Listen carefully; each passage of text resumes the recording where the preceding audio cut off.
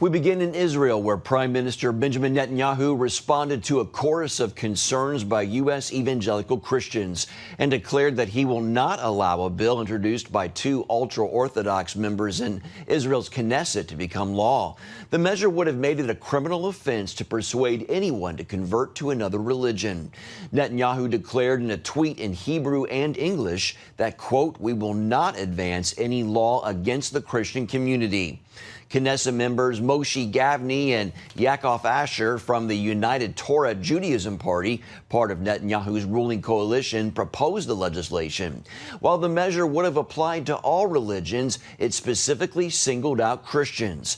Many Christians feared the law would ban even mentioning the gospel or their faith in Jesus. Netanyahu has been a close friend of evangelical Christians for decades, and his announcement allayed fears among Christians that the measure would become law.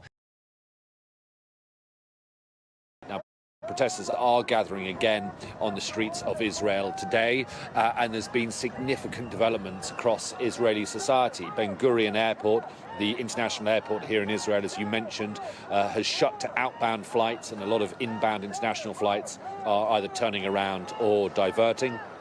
Some major trade unions have said that their workers will go out on strike. There's been a walkout amongst some in the very revered high-tech industry here in Israel. Universities have stopped research and lectures for the time being. Some major shopping malls have closed their doors, and perhaps of concern to many people, the 200 branches of McDonald's restaurants in the countries have also announced that they will close as of about an hour ago. So the pressure is building on Benjamin Netanyahu. The walls are closing in.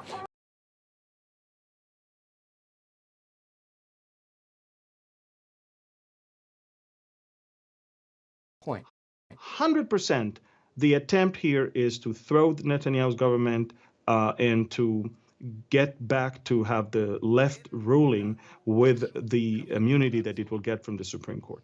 Israeli Middle East expert Amir Sephardi believes powerful interests want to maintain the power of the Supreme Court. You're touching somebody's asset and he won't let it go, and therefore they're billionaires, owners of big companies, big tech companies, bank owners, all of these people with the aid, and of course what they do, they're painting a very terrible picture of Israel becoming dictatorship. Sephardi says the protests are extremely well funded, with an agenda to topple the government. First of all, the amount of money that is being poured into that is, I've never seen anything like that before.